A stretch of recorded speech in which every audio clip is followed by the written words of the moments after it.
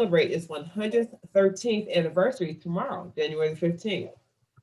I'd like to acknowledge all Black Greek sororities and fraternities for their collective efforts to make this country a better place by breaking racial barriers to become, for example, Vice President-elect Kamala Harris, who's a member of Alpha Kappa Alpha, and Reverend Warnock, who is a member of Alpha Phi Alpha, Georgia's first Black senator, just to name a few. Two of St. Louis's city mayoral candidates are members of fraternal organizations, Delta Sigma Theta Sorority Incorporated and Omega Psi Phi. So I'd like to start out, by just thanking everybody. This is just such an important topic. Thank you for your participation on this panel tonight. So to get started, as you know, St. Louis City voters passed a referendum, which is now part of the City Code of Ordinances, Section 2.08.330, to be correct, that created a new election system for the municipal offices of mayor, alderman, president of the Board of Aldermen, and the city comptroller. In the upcoming primary on March 2nd, 2021, voters can vote and approve of as many candidates as they choose, regardless of a political party. The top two winners participate in a general election runoff in April. As I understand it, the referendum emerged from the conversations among citizens who were unhappy with an electoral system that elected politicians without strong majorities behind them. They view this system as a way to ensure that the winner is selected with a majority of voter support. But in contrast, opponents believe that political parties would be hurt and lose their candidate's party identity, and the ward committee system weakened. And they also felt that residents would be confused by the change. But here we are, the change has happened. And so what we want to do today is talk about that. So since it's changed just a few short months ago, we thought it essential to dive deeper into understanding the nonpartisan approval voting system to help voter confusion. You will hear from two subject matter experts and also with two election officials. As a disclaimer, this meeting has a nonpartisan format intended for educational purposes only. Our first guest is Dr. Jesse Fields, who serves as a board member and national spokesperson for Open Primaries, a nonprofit organization. Open Primaries is a movement of diverse Americans who advocate for open and nonpartisan primary systems. The mission is to provide information to the public about open and nonpartisan primaries. The organization works with voters, policymakers, civic organizations, business leaders, and community activists to educate, build bridges, and develop the primary reform movement. But professionally, Dr. Fields is an attending physician in internal medicine affiliated with the Mount Sinai Hospital in Manhattan. She maintains a primary care general medical practice at the Mount Sinai facility, faculty practice, and in Harlem, in the Harlem community. She grew up in a poor Black neighborhood in Philadelphia, and she set out on a career to bring better health conditions to poor urban communities. Dr. Fields will help us understand why a partisan electoral system is essential from her perspective. Then we have Dr. Kimball. Dr. Kimball is a political scientist and professor at the University of Missouri, St. Louis. He is the interim chair of the political science department. His research and teaching focuses on the American government, election administration, voting rights, political parties, public opinion, and voting behavior. He has also co-authored several books. As an expert in electoral systems, Dr. Kimball, we've asked him to offer a counter and historical perspective on the topic, including an explanation and understanding of Missouri as an open primary state, nonpartisan versus partisan elections, and more. So did you know that Missouri was an open primary state? It is. Then we have D. Benjamin Boardmeyer, he goes by Ben, who is the Democratic Director of the Board of Election Commissioners with the city of St. Louis. And his counterpart, the Republican Director, is Mr. Gary Stoff. And both of them will speak to this panel from an administrative perspective. We want to ask them questions about how this will work from their perspective. So we'll begin. We're going to start with Dr. Fields and Dr. Kimball, who will give us an introduction, a few minutes about what from their vantage point, what all of this means. Okay, thank you very much. I'm really very happy to be here this evening with all of you to participate in this very important and timely discussion. And I just want to thank Dr. Gina McClendon for organizing this event, and the Washington University Center for Social Development and the Alpha Kappa Alpha Sorority. Thank you very much. I would like to begin by quoting James Baldwin.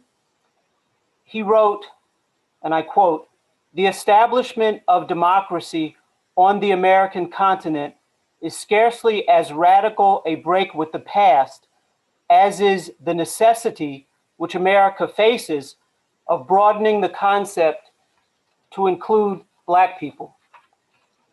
So I want to tell you why I, for over my thus far 3 decades of involvement as a doctor and activist, have become more and more committed to advancing the relationship between social development and the leadership role of the African American community in forming and expanding American democracy. I think that's a very important relationship. I grew up in Philadelphia, and with my family, we lived in very tough conditions of poverty, of drug use, and crime in which there was often violence. And I became a doctor because I wanted to do something about those conditions, to change those conditions, to give people, especially Black youth and communities, hope and new possibilities. And I believe that restructuring our democracy through electoral reform, such as Proposition D and nonpartisan elections, I believe that those kinds of reforms are essential to improving social conditions, including health, housing, education, and making justice and equality real for all of our people.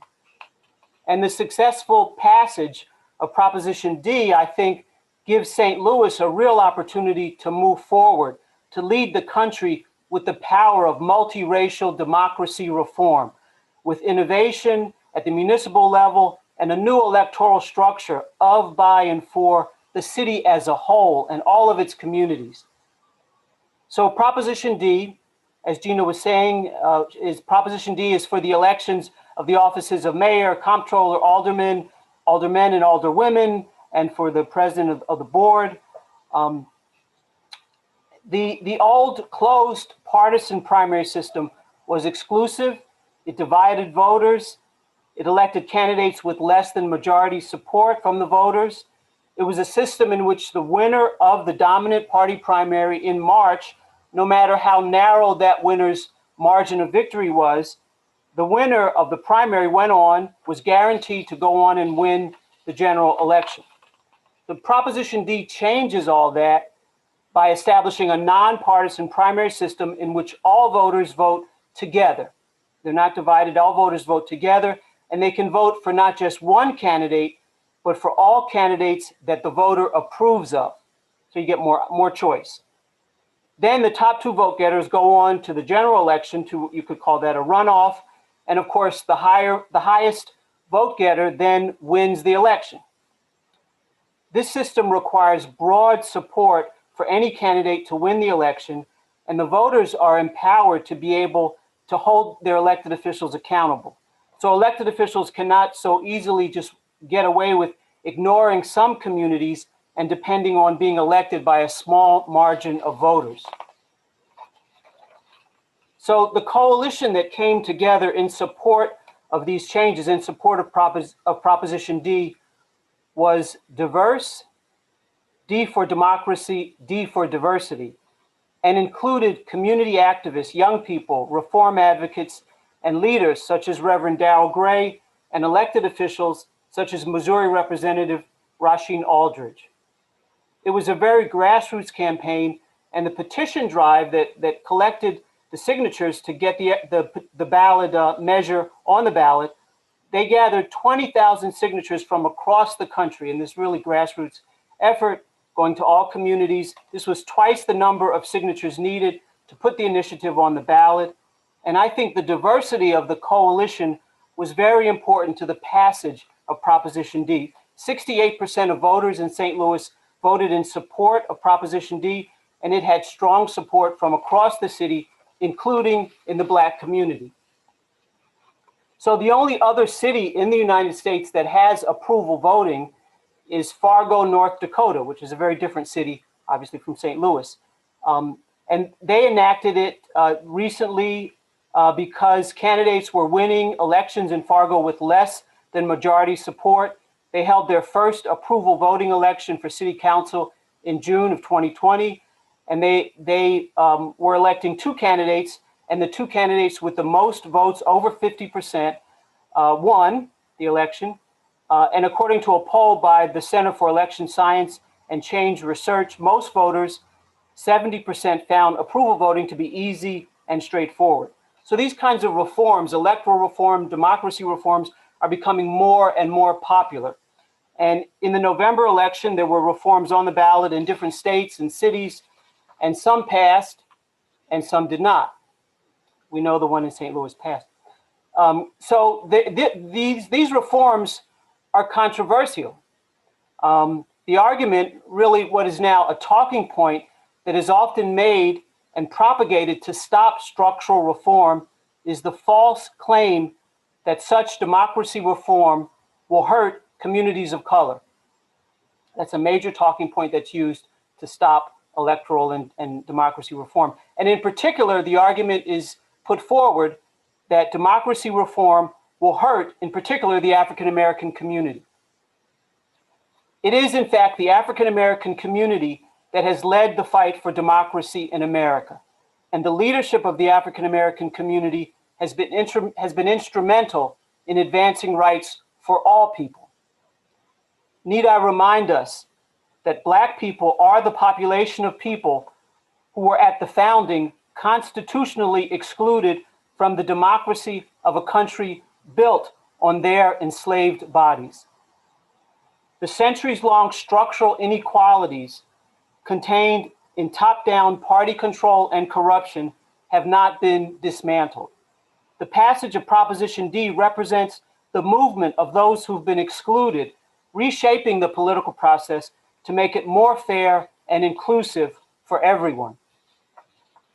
So recently, we at Open Primaries were involved in the effort to pass a nonpartisan primary reform initiative in Florida to let all voters vote in primaries, including independent, unaffiliated voters.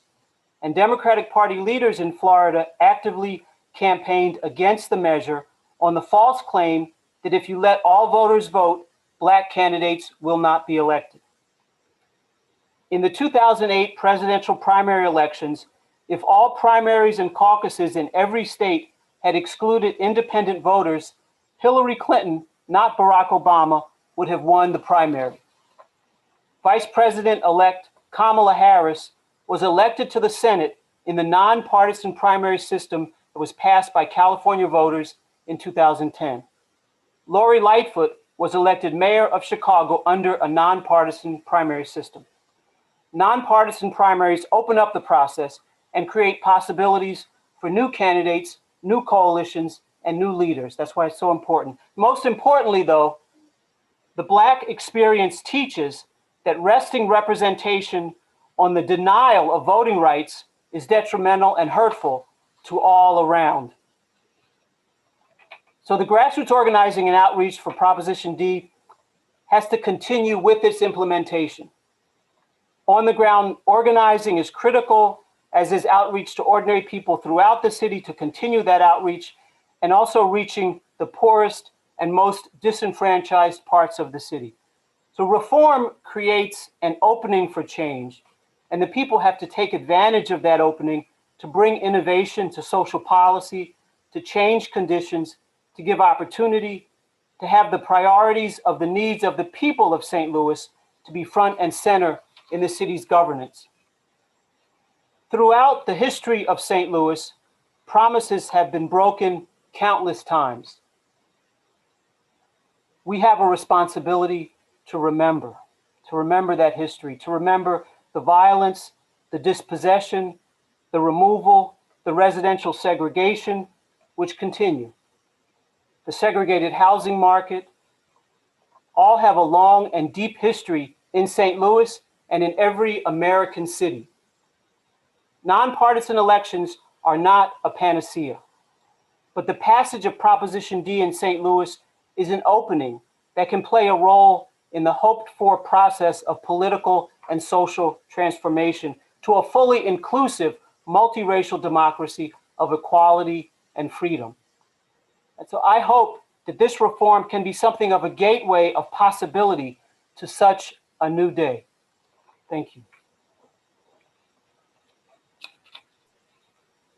Thank you. That was very powerful, what you said. And I'm going to come back and ask some other questions of you after Dr. Kimball speaks. I think I failed to say that if you have questions, to put them in the chat, because we will give everyone in the audience an opportunity to ask questions. So just put them in. We have a couple of people that will actually read those questions, and then our panelists will be able to respond. So our next speaker, Dr. Kimball, I asked Dr. Kimball to talk to us today because of his expertise and his knowledge about these sorts of issues. And so what I asked him to talk about is just a different perspective. How did we get here? Where did this whole idea of open primaries come from? And Missouri is an open primary state.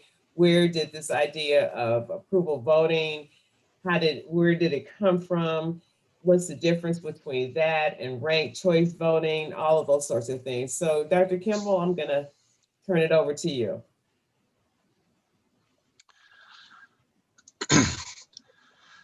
Thank you. Thank you, Dr. McClendon, for inviting me to participate tonight. And thank you, Dr. Fields, as well. I really liked what you said. And I think you can make a good argument. The United States didn't become a full-fledged democracy until the Civil Rights Act and the Voting Rights Acts were passed in the 1960s to implement the guarantee of equal rights, regardless of race. Okay, so I study voting and elections, so I'll try and address some of the some background here. First on primaries. So Missouri is what's called an open primary state, meaning in our primary elections, when you go to vote, you can request to vote in whichever party ballot you want. So any party's primary is sort of open to whatever registered voters want to participate in their primary, which is important in St. Louis's case, because in previous elections, particularly in city elections like for mayor, most Republican voters voted in the Democratic primary, at least in the last few decades, because the Republican Party hasn't really nominated serious candidates for mayor or for other citywide offices. And so in past years, the Democratic primary, as Dr. Fields mentioned, was basically the de facto election, that whoever won the Democratic primary for mayor was going to win the general election easily and thus become the mayor. So moving to a nonpartisan system, I don't think that part of it is maybe as consequential as it might be in some other places. St. Louis is the Democratic Party is by far the largest in St. Louis. How did we get here? So I think the impetus for the move to put Prop D on the ballot and to pass it is in some recent city elections in St. Louis, particularly the mayoral election in 2018 2017, that Lyda Cruson won with 33% of the vote. And then the election for the president of the Board of Aldermen, after that Lewis Reed won with 36% of the vote, right? So I think there was disappointment that the winning candidate got clearly less than a majority of the vote in those races, and that perhaps in one or both of them, a majority of the voters opposed the person who won. And so I think those two elections were a big impetus for the push for Prop D. And so I think the most important aspect of Prop D is the approval voting part that Dr. Fields and Dr. McClendon described, that in the first round in the election in early March, in the mayoral election, for example, voters can vote for more than one candidate. They can vote for any candidate that they approve of, that they find acceptable. And then the top two finishers in the March election will go on to a runoff in April. We're the second, St. Louis, as Dr. Fields mentioned, is the second city in the United States to adopt some form of approval voting for local elections after Fargo. So it's a very new set of voting rules, new in the United States, and even around the world, hasn't really been used in governmental elections. It's been used for some professional associations to elect their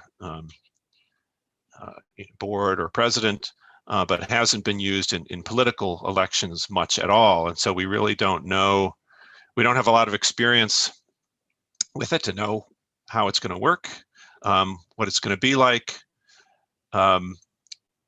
As a political scientist who studies elections and voting, it's interesting to me to see places like St. Louis adopt new voting rules so we can observe it and see how it goes. I don't know that all the voters or the election officials in St. Louis like that our city is a guinea pig to find out how this goes, but we'll see. So that's a little bit of background. Dr. McClendon mentioned ranked choice voting, so I'll just say a little bit about that, since there are now several cities in the United States that use those rules, and now the state of Maine and the state of Alaska just adopted it as well. There are different formats of it depending on whether you're just electing one person or whether you're electing multiple people to a board or commission. But at least for the voters' perspective, the way ranked choice voting works is that the candidates are listed on the ballot and you rank them in your order of preference. You indicate which candidate is your first preference, which is your second preference, and which is your third preference, and so forth. And depending on whether just one person is being elected or multiple people are being elected, the counting of the votes is a little bit more complicated than what we're used to in sort of winner take all or plurality elections. So that's a little bit of background there. The last thing I'll just say as introduction here, and then I'm sure there'll be more questions. Actually, first, I did see a question in the chat. Somebody asked, is this the method that's used in Ireland? Ireland, for their national legislature, uses a form of ranked choice voting, so candidates rank candidates first choice, second choice, third choice, and they're electing they're filling multiple seats in their district, and so the vote counting is a little more complicated, but at least that's a little bit of background. The last thing I'll just say is I think political parties are very important in American politics. Maybe that's a more controversial thing to say right now at this very moment in time, where one political party seems to be melting down in front of us. But political parties are important in a democracy. They help motivate people to vote. They help push for an agenda of policies. They help organize the government. For voters, political parties help voters make choices about which candidate is is closer to their own preferences. So I don't think the problem in our democracy is that we have political parties per se, but I do think election reforms and different voting rules are worth exploring. I think maybe having just two major political parties might be part of our problem, and that if we had voting rules that maybe encouraged more parties, might be better for us than where we are today. I'll stop there. Okay, thank you, Dr. Kimball, for your perspective. I want to go back to Dr. Fields and ask a question about while you're super, you've made a very good argument about why we should have open primaries and nonpartisan voting, but from your understanding, are there any cons to this? So the way that I'm thinking about this is, we've got this policy here in St. Louis. We're going to have to manage ourselves through it. Are there any cons or pros to this that we as St. Louis voters should be aware of? Whether that's the way in which people campaign, just so you don't live here. So what would you recommend that voters here in St. Louis, really pay attention to? I think it's important to pay attention to people who don't feel connected to the political process. So voter turnout in St. Louis is low. In the last election, it was the highest that it's been nationally in like 120 years, in this particular election, but voter turnout for local elections is less. And I think that, and people feel disconnected. They feel like it doesn't matter. If you vote, the conditions don't change. It doesn't really make a difference.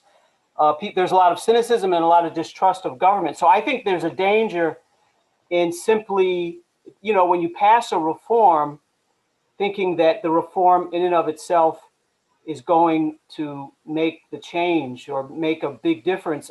My commitment is that reforms are meaningful if they make a change in people's lives and the conditions in which people live. And that's something I think is an expression of my being a doctor. So I think there can be a sense of kind of an idealization. So I think the work just begins when the reform is passed. I'm not sure that's exactly the kind of question you were asking. I did want to respond to Dr. David Kimball in terms of political parties. So that's one of the issues that's raised, that, political parties have a right to exist. They can still exist. There's nothing in Prop D that prevents the party from doing everything that Dr. Kimball was talking about, going out, organizing voters, motivating people. The issue is that the party should not be controlling the election. The political party should not be deciding who's going to vote and what issues are going to be discussed. I think that's really unfair that they can do that. But those are some of the concerns. There have been reforms passed in places that really there's no real change. The city doesn't look much different from places where partisan elections are being held. So there can be, I think, a failure to really go fully after the possibility that electoral reform offers. Okay. So Dr. Kimball, you want to? Yeah, I'll just offer two potential concerns. Anytime you change the voting rules, and particularly, changing it to something that's new that voters haven't used before, there's a concern about voter confusion. And so it'll take some effort in St. Louis to educate voters that, hey, this time you don't have to vote for just one. You can vote for as many candidates as you like. And so that's going to take some effort to explain that to voters. As somebody posted in the chat, there was a poll that came out yesterday that indicated quite a few voters are still planning to only vote for one candidate in the St. Louis election in March. So that's sort of one concern. I think the second one is, at least for me, it's not, and I'm interested to see what happens in the election. It's not clear that approval voting works in practice the way it's meant to in theory. And so the theory is, right, voters can vote for as many candidates they approve of, and therefore we'll get two people coming out of the runoff with lots of voter support because lots of voters will have voted for them, right, under this approval system. That's the theory. I think in practice, however, and we have seen this in other instances where approval voting was used, in practice, there's a strong incentive for the candidates to urge their supporters to cut out the other candidates. The poll that was posted yesterday had Lewis Reed and Tashara Jones in the lead for the race for mayor. Kara Spencer further back in third place. Andrew Young further back still. If I was advising the Spencer or Young campaigns, I would be urging their supporters vote for our candidate and nobody else, because that's going to help us make up the ground to get into the runoff.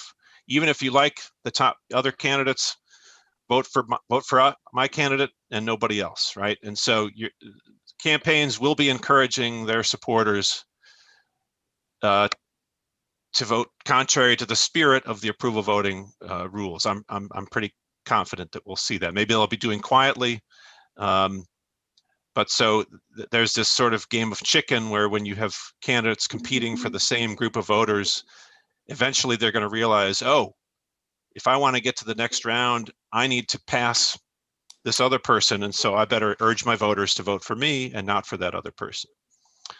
So that's one general concern. I just wanted to, if I may, sorry. Some of those candidates supported Proposition D. That would be something of a turnaround to then say that anyway. But yeah, so Gina, there are a couple of questions in the chat that I think would be good to ask now, because they're, I think, questions where people are seeking clarification. One is they're requesting an explanation of what is approval voting, and also to spell out exactly what Prop D is and what's new about it. So I think it might be good to talk about that before going on to the next presentation. Thank you. And just for a point of clarification, it's Andrew Jones, not Young. About that. Yeah, that's it's a note from his campaign person. Okay, Travis. Yeah. Okay. Would either one of you or even our election officials, I don't know if you want to chime in on those questions, or what is it? What is Prop D? What is approval voting?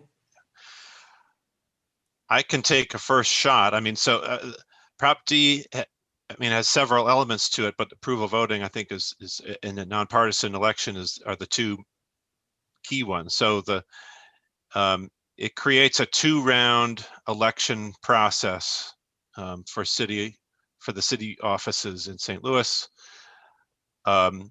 A first-round election, which is now nonpartisan instead of being partisan. So all the candidates for mayor, for example, will be on one ballot. There won't be a Republican ballot separate from a Democratic ballot, and so forth. And in that first election, people will vote using approval voting rules, meaning they can vote for as many candidates as they want. Any candidate they approve of, vote for that candidate. Any candidate they don't like, don't vote for that candidate. And then in that first election, the two candidates who get the most votes advance to a runoff election a month later in early April, where and the runoff is just a simple vote, vote for one candidate, and the candidate that gets the most votes in the runoff wins the office. That's sort of the simplest explanation I can give. Thank you. Gary, I see you came off of mute. Did you want to say anything? Well, no, David explained it correctly. The easiest way to think of it is historically in the city, when I guess all over the place. So you'd have a Democrat ballot, Republican ballot, potentially a Green Party ballot, potentially Constitution Party ballot. If there were issues, there'd be an issues only ballot. So if someone didn't want to declare a party affiliation, they could ask for the nonpartisan ballot. And so you would only vote for one candidate for a given office. And in this instance, if you chose the Democrat Party ballot, 3 of the 4 mayoral candidates happen to be Democrat. That will not appear on this ballot coming up. There'll be no designation of party affiliation. Everyone is listed as an independent, and David is correct, and Dr. Fields is also correct in her explanation. So a voter could choose to vote for one. I mean, just example for mayor. So there are 4 candidates. A voter could choose to vote for one. They could choose to vote for 2. They could choose to vote for 3. They could choose to vote for all 4. And as both of the previous speakers indicated, the top 2 vote getters then move on to the April general municipal ballot, where you only get to vote for one. From an election standpoint, one thing that I think it does, which is a good thing, historically in St. Louis City at least, we'd have somewhat low turnouts for the municipal primary in comparison with the August and November elections. And then regardless of the turnout there, typically the turnout for the April might be 8, 9, 10%, because whoever got the nomination on the Democrat Party in March almost invariably was going to win in April, which tended to discourage voters from coming out. So from just an election official standpoint, I like the idea that more people will come out to vote. I think that's a good thing. Okay. Ben, did you want to chime in? You have a thought about it, or no? No, you're good? Okay. I see your mouth moving. No, I Okay. mean, I'm interested. I think David said earlier, as far as this being guinea pigs. Obviously, I've been on the job for 6 months, so I'm obviously open to new ideas. I'm curious to see how it turns out. As far as the process of voting, I don't see how, in some respect, it's different from other aspects of just voting, but it just kind of opens up the system more. And so anything I think that gets voters interested and engaged with the process, which I think this Proposition D naturally starts a conversation. So I think it's definitely worth exploring. So that's all I have to say. Vicki or Jennifer or Madeline, is there anything in the chat that we could address now? I see something from Cheryl. Yeah, so there are a couple of other questions. Cheryl is asking whether or not turnout in April will be poor because people are accustomed to the primary voting, primary to resolve the election. And then the other question is one along the lines of, how long will it take candidates to figure out how to exploit the new system? Which is a kind of cynical question. Right.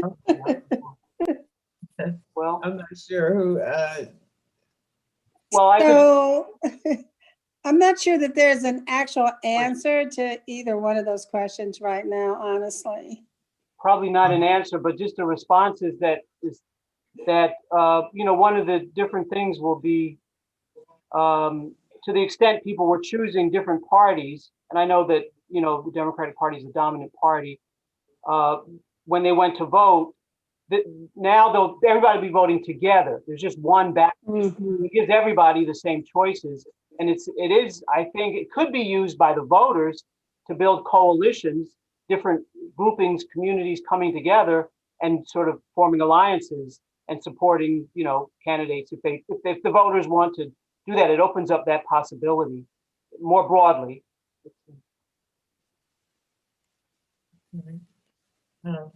I'll just add one other thing, sort of in the long run of sort of exploiting the system. If I was in the position of advising a candidate for mayor, for example, or alderman under this system, Goal number one, obviously, is you got to make sure the candidate makes it to the runoff, so that your candidate is one of the top two finishers. So obviously, you got to make sure people come out and vote for your candidate. After that, though, if you're going to make the runoff, you prefer to be in a runoff against another candidate who's weaker.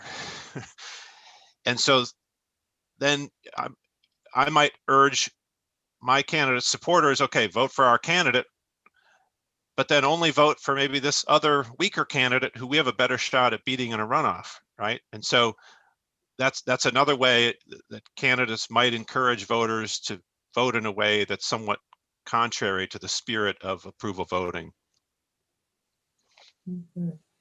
Is there any possibility that there could be a tie between the top, it would be top three as opposed to top two? And if that's the case, what would happen? Or if it's even split among the four mayoral candidates, say, for example? Certainly it's a possibility. I don't know how realistic it is. I would say it's more likely maybe in an aldermanic race than in the race for mayor. But the proposition requires that the top two vote getters move on. So just for example, if there's one candidate, let's say the mayor's race, and there's one candidate that gets the most votes, and just say for fun, numbers 2 and 3 tie, I think that means numbers 1, 2, and 3 go on to the April ballot, because there's no way between the March election and the April election to have some kind of runoff just involving the tied candidates. And so that's the only way I can think that would work. Okay. So I want to turn a little bit to sort of the mechanics of how this is going to work from the perspective of our election officials. So, Gary, you kind of talked a little bit about how this will work, but are there what challenges or barriers to implementing this new system do you foresee? Is it educating people? Are you worried or maybe concerned that people may not come out and vote because they don't understand it? From our perspective, I don't think it creates a particular problem, because regardless of the election, whether it was the presidential or last August primary or this one in March, we put the ballot together, we send out equipment to the polling places, we hire the poll workers, whatever. I do think it's a bit of an educational process for the voters. I also think that from our perspective, particularly with our poll workers, because the city of St. Louis is so heavily Democrat, even though we spend a great deal of effort to try, prior to this election, to try to remind our election poll workers, don't assume that a voter wants a particular kind of ballot. Don't just hand them a Democrat Party ballot, put all the ballots on the table, ask the voter, which ballot do you prefer? We traditionally get any number of complaints from folks who say, well, I went in to vote and they just handed me a Democrat Party ballot. So in this instance, that eliminates that problem, because everyone is going to get the very same ballot. And so from that standpoint, I think it somewhat simplifies our job on election day. It simplifies things for the poll workers, and we will have signs posted. We will have literature available reminding individuals you can vote for as many candidates as you want. And I would think that the campaigns themselves are going to be continually pointing out to prospective voters, you can vote for as many people as you want. Hopefully you'll vote for my candidate, not mine, Gary Stoff's, but you'll vote for my candidate. But I think from that standpoint, it will facilitate things in the polling place on election day. And because there's no clear-cut winner in March, I think it'll spur voter turnout in April. Can I make a comment? Sure. Sure. So asking about challenges, I think just one challenge is the fact there's such a short turnaround between March and April. And so you're looking at basically 4 weeks there. And so as far as the process of certifying the March election and then the turnaround to April, also like coupled with like kind of the social climate and the rise in what absentee voting, which we saw in this past November. So that I think, you know, as far as what a concern is, I think it's trying, and I don't know what this is going to look like, but I can see, I imagine like the primary process being, as far as the approval part of it, and candidates kind of putting out their ideas as far as what would make voters approve of them in some sense. And then also then that turning around into kind of candidates having to hone themselves against the two top vote getters. So, you know, I'm having, I guess, some kind of difficulty trying to imagine what the month of March is going to look like building up to April. So as far as, you know, just kind of difficulties or challenges that this election poses, that's something that I see. So Ben, so would it be helpful if people did more, if more people did absentee voting? I don't know. So, you know, the absentee ballot, we can prepare only after the election is certified. And so, you know, by statute, we have 2 weeks to certify it. Hopefully it's not going to take that long, but if you imagine 2 weeks, if the election's March 2nd over, that's a really short window. Then for if you're doing mail absentee ballot, it almost makes it maybe impossible for someone to vote by mail. So with the social climate, you know, it's just something that I don't know any other way around it as far as what the city ordinances with the state absentee voting statutes. So it's a challenge that we're going to have to definitely try to face. So with that said, it sounds as if people may be forced to go to the polls. And so will there be fewer, have you anticipated how many poll places will be open? I mean, Gary, They'll all be open. they're all, I think there's 100 polling places citywide. Same number of polling places that were available in November. Same locations? Same there. I think there might be one change in I think it's the 3rd ward, but other than that, it's the same. Gary, do you want to speak to what Ben said? Is that a concern of yours as well? In terms of the quick turnaround? Yeah, and having enough time to certify and be able to, you know, get everything ready for the runoff. Well, I mean, Ben's concern is legitimate, but frankly, we've had that problem, certainly for as long as I've been here and a long time before that, because historically we've had the municipal primary the first Tuesday in March, the municipal general the first Tuesday in April. So that problem, that challenge is not unique. I really don't expect to take 2 weeks to certify, but as quickly as, I mean, typically, well, by statute, you're supposed to start absentee voting 6 weeks before the election, which we'll do for the March election. You obviously can't do that for the April election because the March primary is usually 4 weeks before the April general. So it's incumbent upon us to tally the votes, do the certification just as quickly as we possibly can to leave as much time for absentee voting. Now, anyone who's on a permanently disabled voter list, they can actually submit their application for March and April at the same time.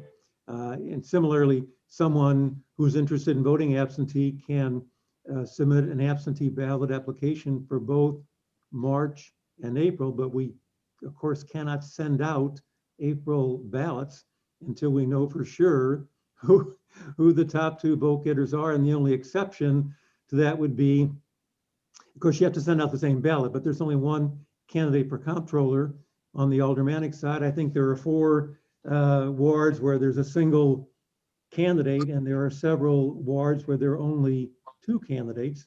So they're both going to move on regardless of who gets the most votes in March. But no, Ben's concern is a real one. We have a challenge in turning around within 4 weeks, going from a March primary to an April general.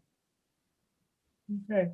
David, do you want to chime in on that? Because I know one of your research issues is that we spend a lot of money on extra, in your opinion, elections that we don't need. So that's what made me think to ask you if what you thought about this. Yeah, I'll just add two things. I do. We hold a lot of elections in this country. It puts a lot of pressure on election officials like Gary and Ben. And it asks a lot of our voters to turn out in election after election to vote again. I think, if I was in charge of everything, I would maybe have replaced the primary and the runoff with just one single election to determine the winner of the local offices, but that's just me. The point about the quick turnaround, I think, is very important. And another example, what many of us call the election administrator's prayer, is that you're rooting for elections that aren't very close so that you don't have these disputes that delay the certification and therefore create problems in staging the runoff 4 weeks after the primary. So I think that is an important issue. So I'm sort of thinking about, there's several people on this that are participating in this who do work with voters and really work hard at trying to get people registered and get them to vote and things like that.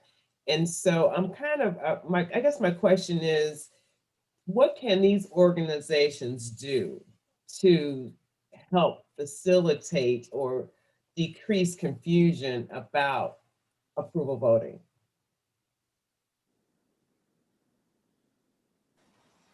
Well, I mean, I think there's a lot, if I could jump in, there's a lot. Clearly, this kind of forum, having more of these, where it's in the pandemic, so a lot of things are being done on Zoom. But even during the pandemic, there were people who were going with wearing masks and so forth and standing, doing social distancing, but there was door knocking being done, tabling.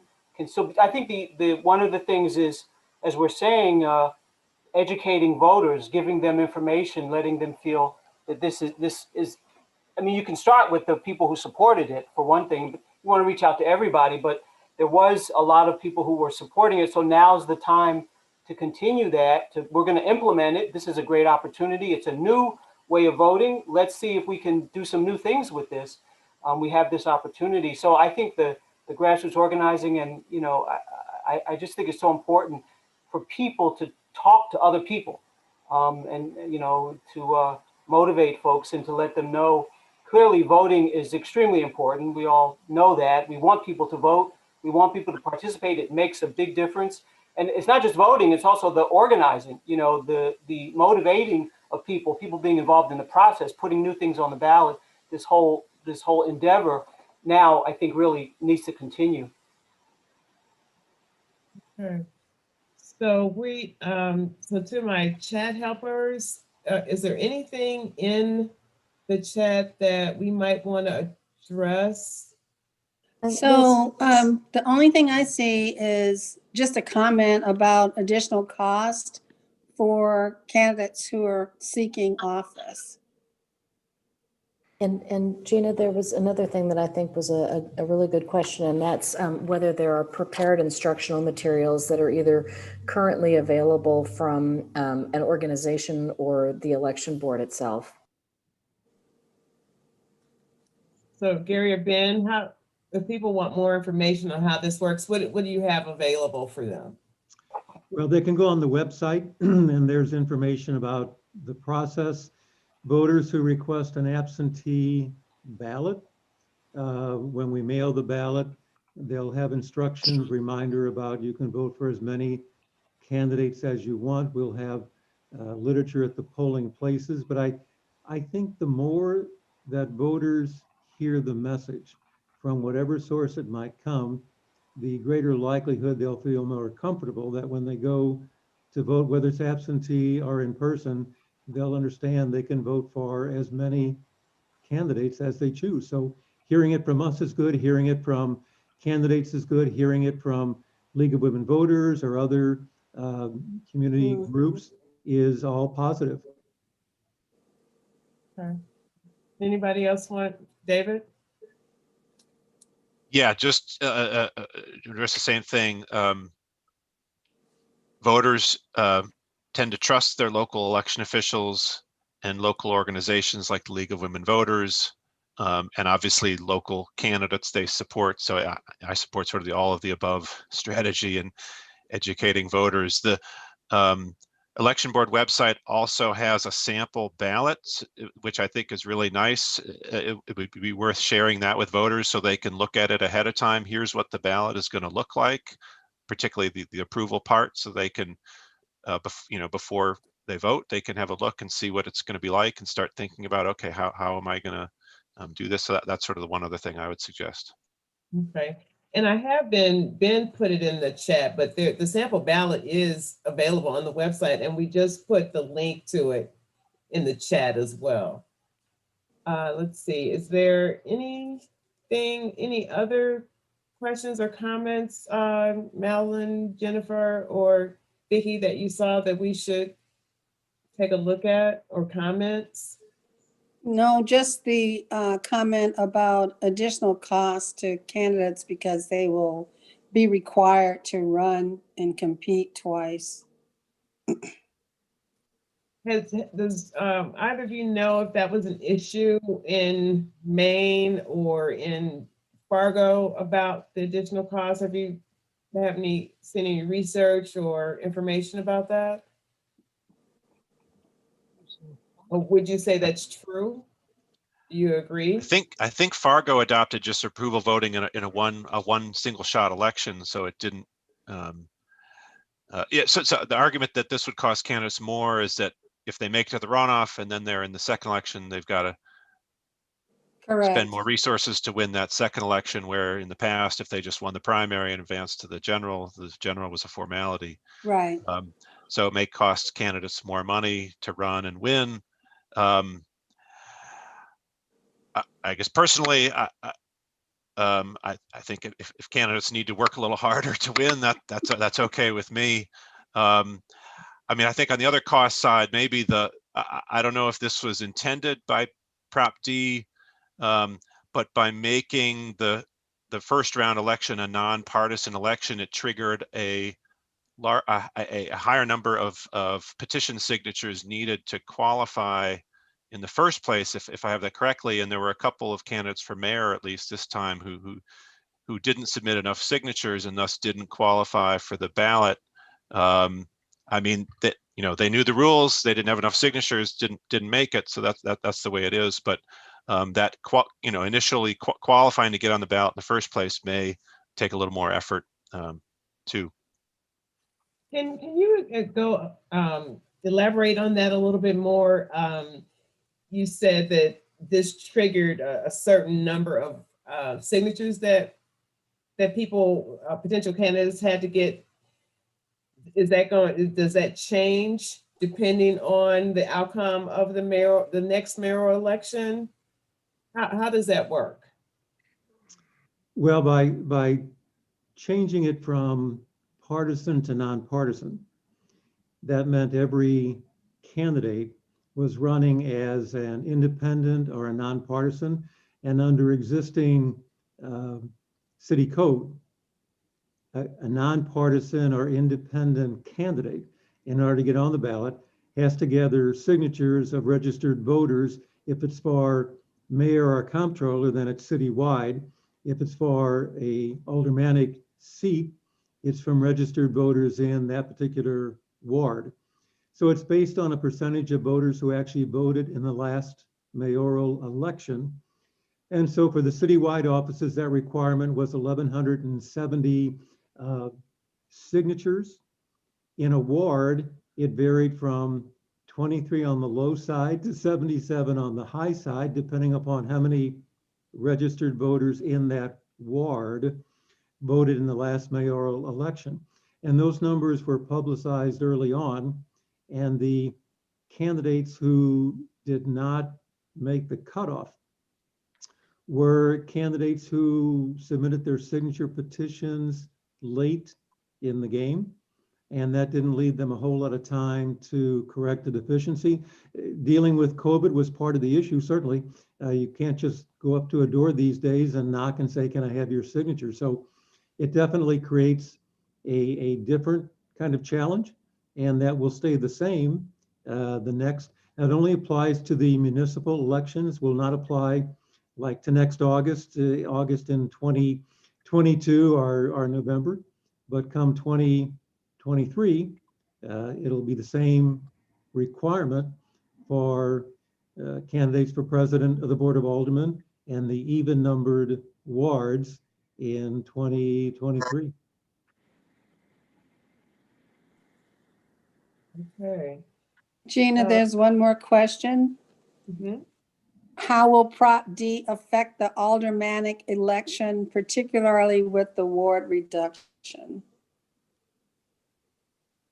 Well, the requirement will be the same. You have to gather signatures. So whether it's voting for 28 aldermanic candidates or eventually 14, the requirement will be the same. What may change with the number of signatures, depending upon, once you have ward reduction, how many registered voters in the new ward voted this April of 2021. And of course, we don't have those numbers yet. Are there any other questions in the chat Not that I'm seeing. or comments? Let's see. Could I just address, as a follow-up, either Gary or Ben, if the Board of Aldermen could change some of these procedures, right? If they wanted to, say, reduce the number of signatures required or something like that, they could pass an ordinance to do that. Is that right? Yes. What would that? Yes. So there were different elements of Prop D. Have we touched all parts of it? I mean, we've talked about the nonpartisan piece, the number of, the signatures, the approval, how it works. Oh, I know there's a question. So, and maybe we've covered this already, but when candidates are running, they can declare or campaign as Democrat or Republican, correct? Yes, It's just that it won't show on the ballot. that's correct. Is there a plus or minus to doing that? I- To campaigning by party? Well, I don't think it changes anything from our perspective. David or Dr. Fields, you may have some thoughts in that regard, because certainly the parties can support a particular candidate. The candidates themselves on their own literature can indicate, I'm really a card-carrying Democrat or whatever. From our perspective, in terms of conducting the election, I don't think it changes anything for us, but it may change something for the candidates and for the parties. Yeah, I think it's, if I could just speak to that a little bit. I think it in some ways it puts more of a burden, an onus, really an opportunity, I think, on the voter to not just pull the lever because it's a Democratic Party ballot, or because that's what people do in the general election, in the April election. So I think it's incumbent on the voters to be involved, to find out who they support, and they won't be able to just depend on a party line. But hopefully the candidates will be able to let people get to know them and know what they're about and what their concerns are, what their issues are, where they stand on public policies, and people can decide, and people can have the opportunity to vote for more than one candidate. So that seems like, to me, really a good thing. So I think that's, I think that, you know, that will be different, but I think it's a good difference. That's positive. I would just add, just from a practical standpoint, St. Louis is a heavily Democratic city. So any candidate who's not a Democrat would probably be advised not to advertise that to the voters. Okay. There's a comment in the chat from Benjamin Singer. Do Vicki or Jennifer, do you see that? I haven't, it's new. I haven't had a chance to really. Yes. Oh, go ahead, Vicki. Go ahead, Jennifer. All right. Ben said, previously, all the viable candidates had a D next to their name, not very different from none of the candidates having a D next to their name. As David said, switching to nonpartisan was the least significant part of the policy because many Republicans voted in the Democratic primary anyway. Okay. Yeah, because it's an open primary. Right. Yeah, some places like New York City, where I live, the primaries are closed. So a lot of people are forced to stay registered in the main party, which in New York City is the Democratic Party, so they can vote in the primary. And so that will open up, you know, there's, you know, many people are becoming independent. 43% of Americans, when you ask them what their sentiments are, they consider themselves independent. That doesn't mean they're all registered as independents. And among young people, it's 50%. In the African-American community, it's growing numbers. Actually, among communities of color in general, more and more people, particularly young people, identify as independents. And so they are completely excluded in closed primary states and partisan primaries. Yeah. Okay. Any other things that we might want to cover? Any other comments? So there's a comment from John who says that having been managing top 2 open elections for 25 years, he has a dynamic, I have a dynamic that I would like to explore, but I need to explain the quandary verbally. Okay, so he wants to actually Talk. Yeah. talk.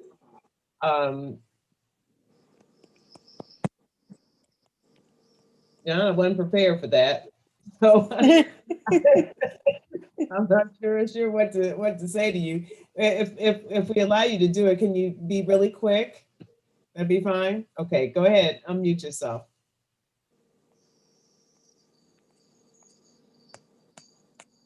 He needs to unmute himself, Gina.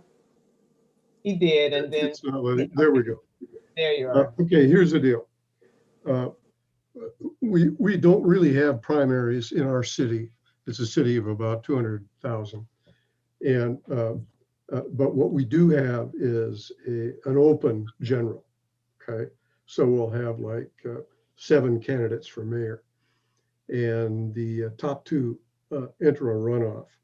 Unfortunately, they've only allowed 2 weeks of readjusting in the campaigning prior to the runoff. So essentially the top 2 candidates are allowed to position themselves for about 2 weeks in order to prepare for the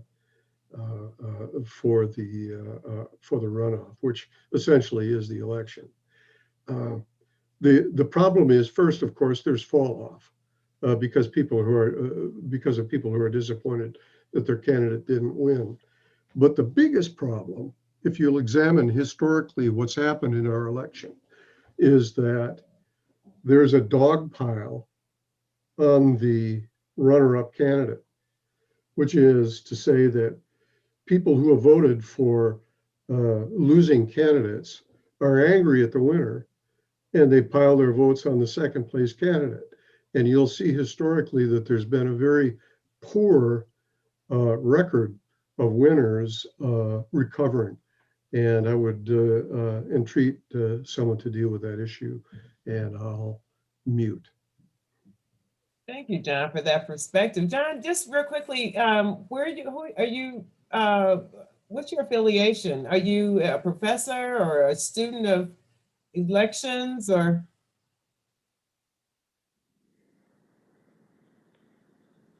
You have to unmute yourself.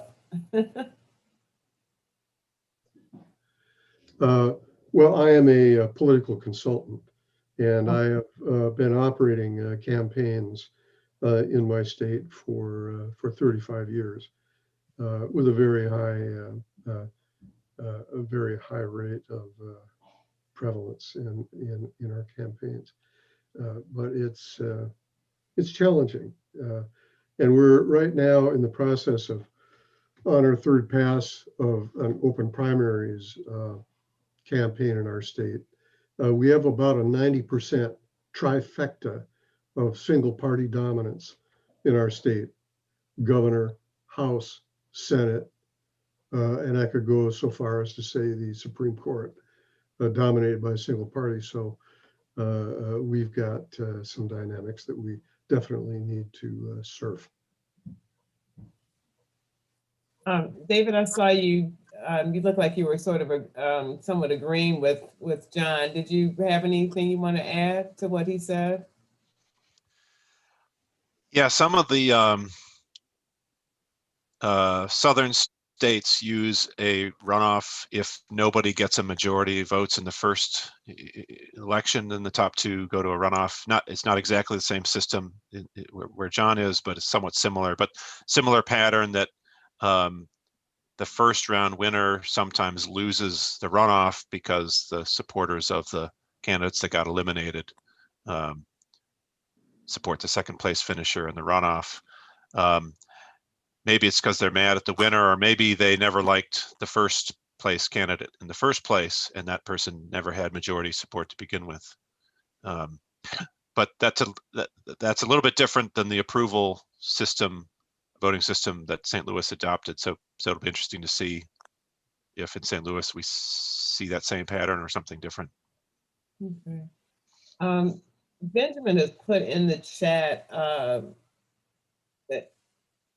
website St. Louis approves that helps to explain the system, and he says to feel free to share that as a simple, easy online resource to explain the new voting system. So what he's saying is that if people, as you're trying to explain it and it's not real clear and that people still don't understand, be sure to use that website as a resource. Are there any other questions? If not, I will give everyone an opportunity, all the panelists, to offer any closing thoughts. You know, if there's anything about this that, you know, will keep you up at night worrying about if this is going to be successful, or, you know, what do we do to manage through some other things, whatever thoughts you may have that would help inform this panel would be great.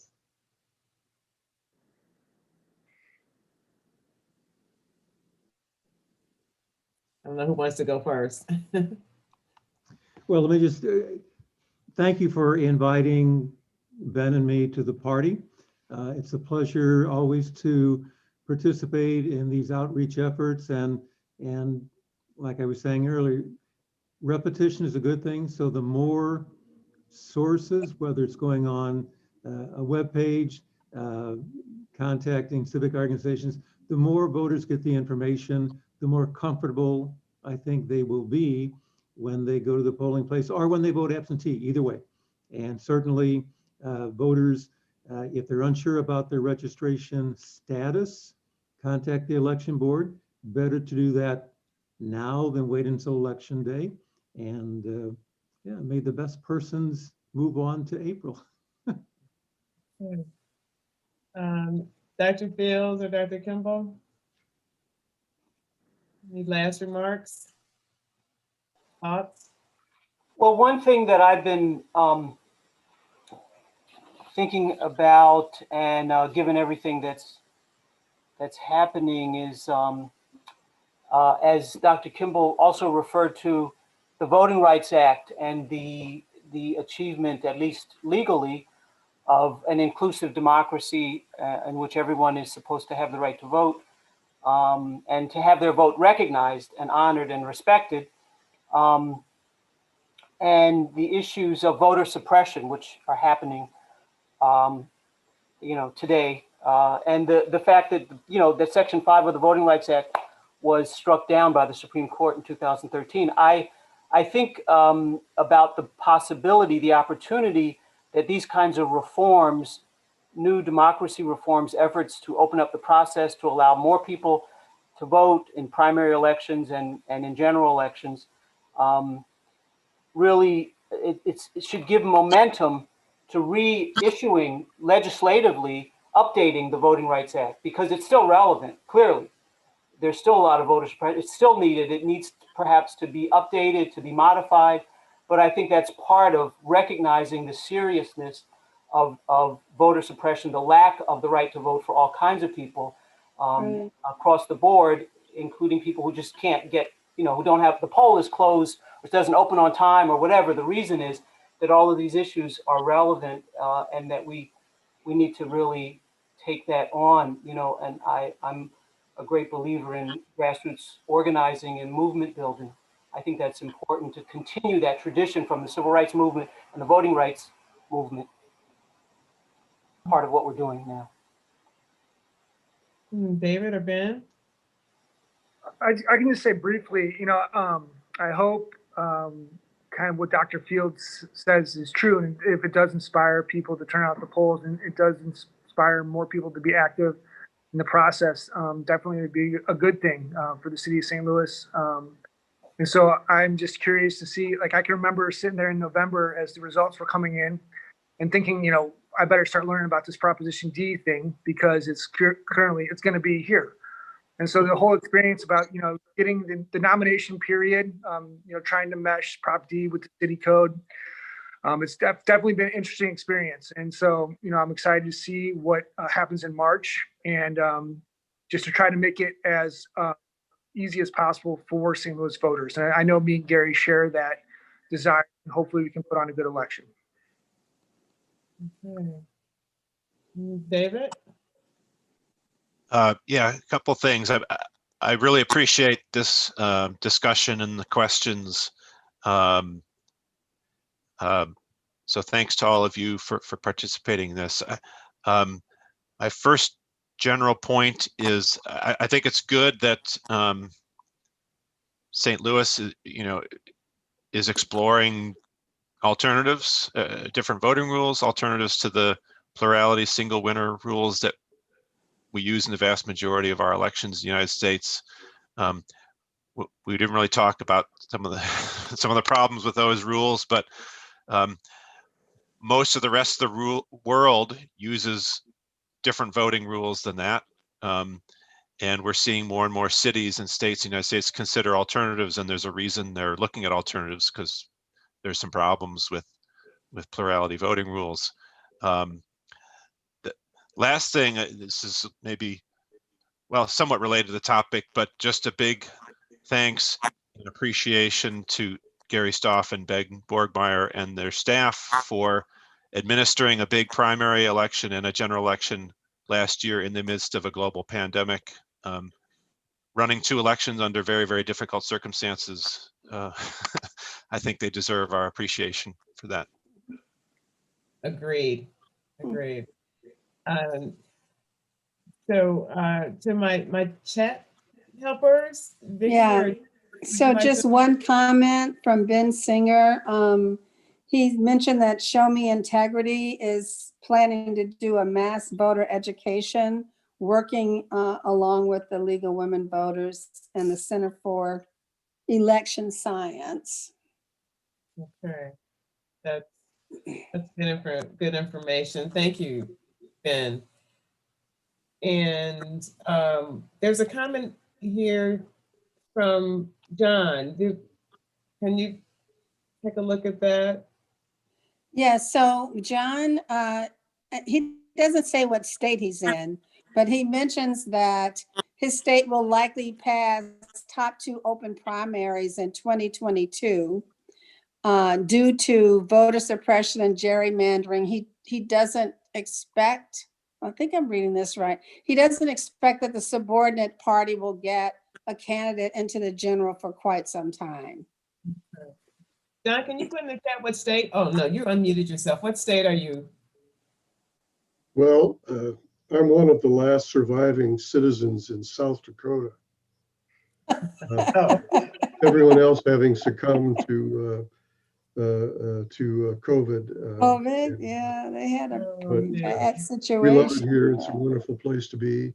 And despite what you see broadly in the media, there is a very broad coalition of progressive people here in this state, and people who are pushing back against, sorry, I don't want to offend anybody, but our governor is not exactly making a lot of us very happy right now. So Got it. we're doing what we can, and we're going to start with OP and see if we can get that pushed through. We're looking at RCV and single transferable vote, hopefully to get some form of proportional representation here. The Republican Party, whereas it holds, as I mentioned, about 90% of the offices in our legislature here, is not a majority in our state. Mhm. 45% of the voters, fastest growing contingent in our state are independents.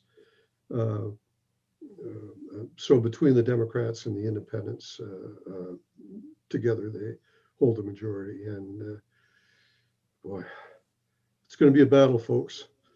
But as you see what's happening out here, keep your eye on what's going on and know that there are some very good people who are trying very hard to change things here. Yeah. It's very interesting to hear what you folks are doing. Thank you. And with that, what comes to mind is that we're all fighters for democracy and the right for people to express themselves through the vote. And so I feel very encouraged by, just knowing that we're all trying to do our part. So I'm going to, unless there's anything else that I may have missed, I'm going to turn it over to Lanita Blackman, who is the 54th president of Alpha Kappa Alpha Sorority Incorporated's Gamma Omega chapter. And she'll give our closing and a couple of other announcements. Good evening. Yeah. Thank you all for being here this evening. I know that I have learned a lot, and I hope that you, the audience, have learned some valuable information as well. Thank you to our panelists, Dr. Jesse Fields, Dr. David Kimball, Ben, and Gary for the discussion this evening. We appreciate you, the audience, for being here as well. And if you are able to vote, please exercise your right to do so. I would be remiss if I did not thank Gina McClendon, the Center for Social Development, and its communications team for their partnership this evening, as well as Tanika Spencer and John Gabbard. Our chat and timekeepers, Vicki Washington, Jennifer Slavic Lohman, and Madeline Bryce. This event has been recorded and can be found on the Center for Social Development's YouTube page. And if you found tonight's information interesting, then I invite you to join Gamma Omega this Thursday, January 14th at 7 p.m. for the St. Louis City Mayoral Candidate Forum. To register, please visit us at AKAGOSTL on our Gamma Omega Facebook and or website pages. Lastly, on behalf of the nearly 400 women of Gamma Omega chapter, we wish you a good evening, stay healthy, and stay safe. And with that, we bid you good night. Good night. Thank you. Thanks, everybody. Thank you. Thank you very much.